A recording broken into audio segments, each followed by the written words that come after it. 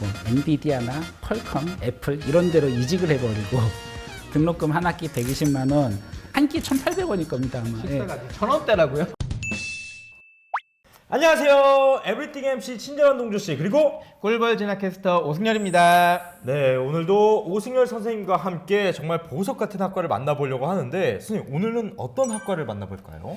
한국의 주요 먹거리죠. 오늘은 반도체에 대해서 다뤄보도록 하겠습니다. 네, 그래서 오늘 두 분의 교수님이 함께 하고 계신데요. 자 혹시 인사 한번 해주시죠. 반갑습니다. 전 서종현이라고 하고요. 저는 삼성과 한국전자통신연구원에서 통신칩을 설계하다가 지금은 한국폴리텍대학 성남캠퍼스 반도체 설계과 교수로 재직 중입니다.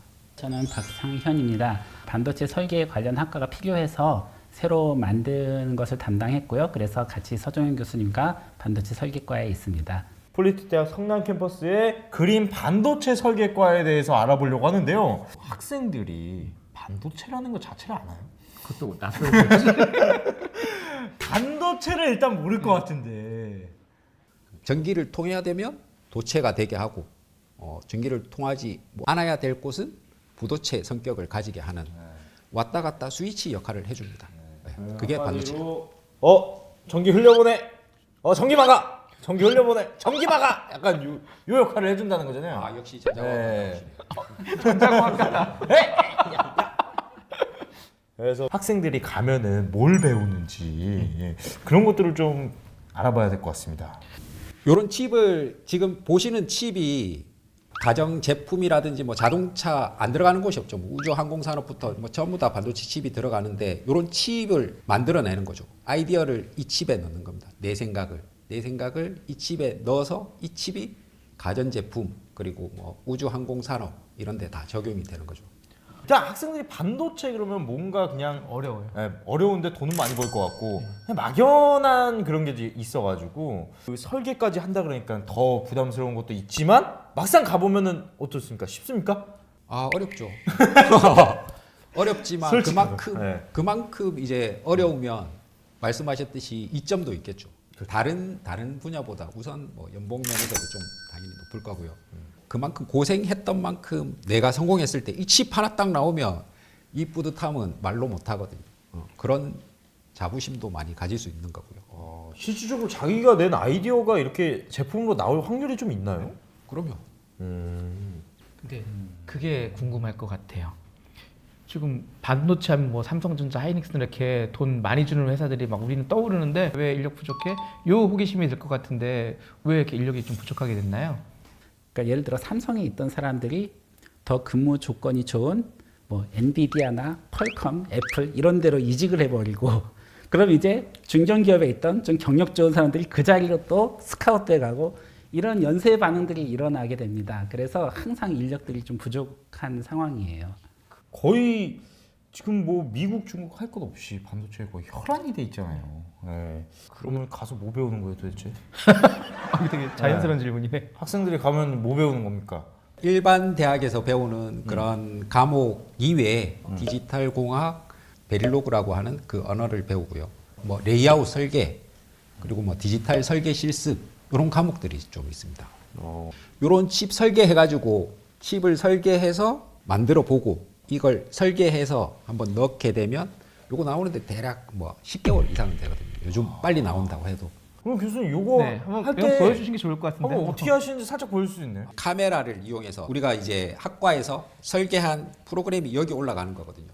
칩 설계는 이제 이건 나오면 수정을 못 합니다. 수정 끄시고 여기 지웠다가 다시 썼다가 요런 반복할 수 있는 그런 칩으로 개발된 거라 여기 내가 사람 눈이라든지 인식해서 모르겠는데요. 이게 어려운데?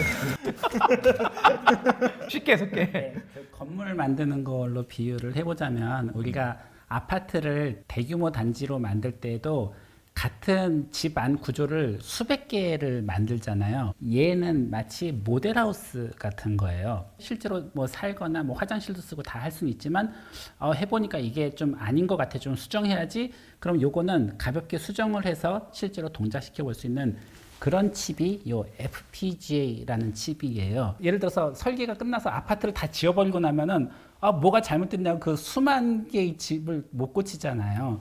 이것도 마찬가지예요. 그러니까 한번 그렇게 이렇게 제작돼서 나온 거는 수정이 안 되는 것이 이거고, 이건 사실 그 학교 실습 레벨에서는 설계까지는 해볼 수 있지만 만드는 걸 하는 거는 조금 어려움이 있긴 해요. 학교에서는 그래서 설계된 게 잘 되는지 확인하기 위해서 동작시킬 수 있게끔 그렇게 되어 있습니다.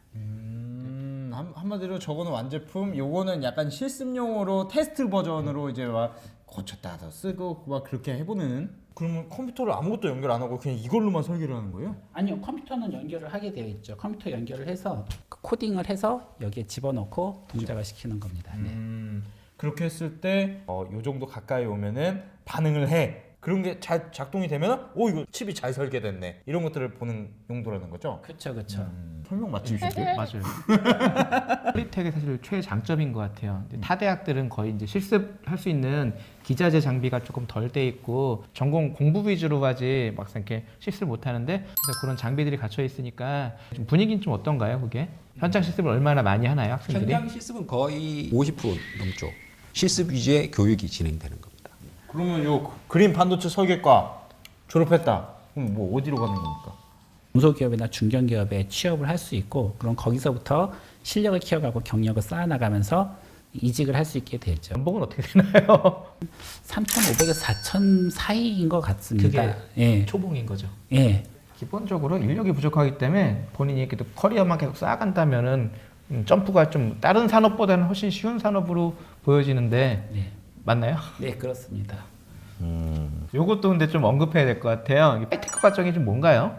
하이테크 과정은 그러니까 전문대 졸업했다든지 아니면 4년제 대학에 2학년까지 마친 사람이 취업을 목표로 입학할 수 있는 자격이 있고요. 들어오게 되면은 10개월간 과정 교육을 받는데, 교육비 무료에 식사도 무료로 되고 기숙사도 무료로 지낼 수 있는 그런 과정입니다.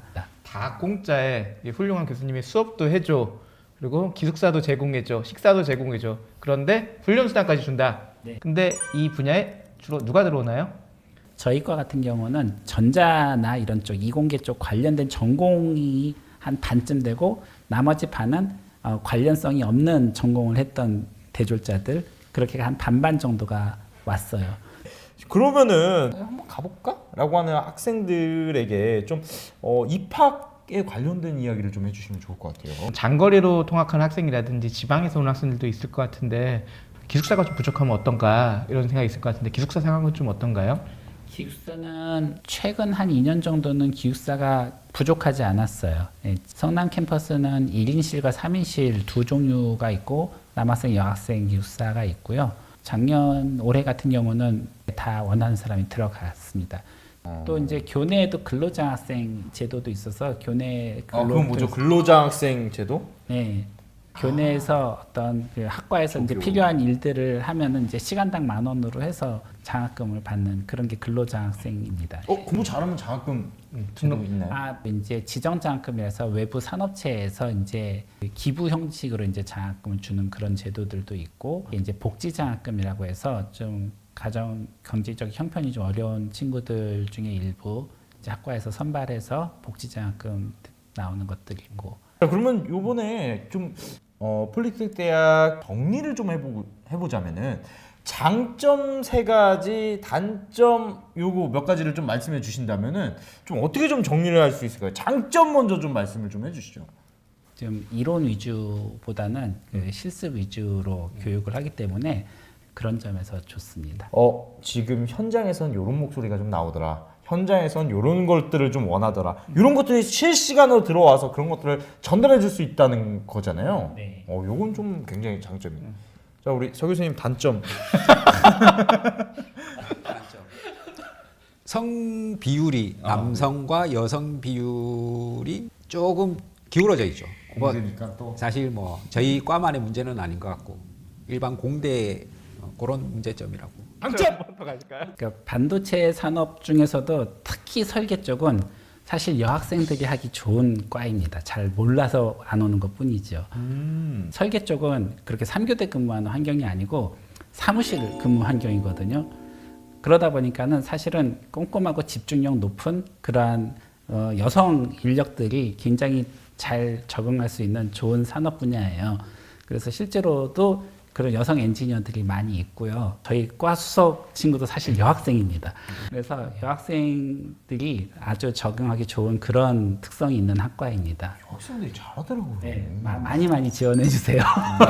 우리가 생각하는 그 방진복 허연 거 입고 이런 공장에서 이렇게 일하는 게 아니라 그냥 사무실에서 일한다. 컴공과랑 비슷하다. 그렇죠. 예. 네, 학교 장점은 일단 정부 국가에서 만든 학교이기 때문에 등록금 한 학기 120만 원, 식비도 아주 저렴합니다. 한 끼 1,800원일 겁니다 아마. 식사가 1,000원대라고요? 예. 1900년대인가요? 그래서 바깥 식당에서 한 7,000원급 정도의 그 식단인 것 같아요. 그거를 1,000원대로 이용할 수 있다. 네. 어떻게 서 교수님 어떻게 장점만 하실래요? 단점만 하실래요? 기본적으로 지원율이 좋은 것 같습니다. 저희 학과. 지금 하이테크가 작년에 이제 한 학년 1년 마치고 취업을 했는데 상장 회사에 취업을 했고 자기가 원했던 일을 할 수 있으니까 그런 게 상당히 좋은 장점이 아닐까 생각됩니다. 이 영상을 보고 이 그 학과에 관심이 생겼다라는 학생들에게 좀 한마디를 해준다면 어떤 이야기를 좀 해주고 싶으십니까? 네. 반도체 설계라는 것이 일반인들에게는 굉장히 어려운 영역, 뭐 석박사급들만 할 수 있는 영역으로 알려져 있기는 한데 실제로 실무적으로는 꼭 그렇지 않고 전문대 학력자들에게 적합한 직무 영역들이 있어서 더 자기가 생각할 수 있던 것보다 더 나은 회사에 취업할 수 있는 그런 좋은 곳입니다. 좋습니다. 우리 서 교수님. 최근 반도체 설계과가 또 화두가 되고 있는데 이런 반도체 설계에 관심을 가지고 좀 더 공부를 하고 싶으면 저희 반도체 설계학과에서 함께 같이 공부를 했으면 좋을 것 같습니다. 어떻게 보면 이제 마무리를 좀 해야 될 것 같은데 추가적으로 궁금한 점이 있거나 뭐 이렇게 할 때 좀 어디다 문의를 좀 해야 될까요? 홈페이지에 보시면은 카카오톡으로 1대1 채팅 문의할 수 있게끔 되어 있고요. 예, 그리고 구글 검색으로도 성남 폴리텍 반도체 설계 이렇게 치면은 바로 저희 학과가 검색이 될 겁니다. 혹시라도 나는 그냥 다이렉트로 좀 물어보고 싶은데 궁금하신 분들은 저희 댓글로 남겨주시면은 저희 교수님들께 한번 여쭤보도록 하겠습니다. 함께 해주신 두 교수님께 너무나 감사드리고 끝까지 시청해주신 우리 시청자분들도 너무 감사드립니다. 저희는 다음에도 또 좋은 학교 또 좋은 학과로 찾아뵙도록 하겠습니다. 안녕히 계세요.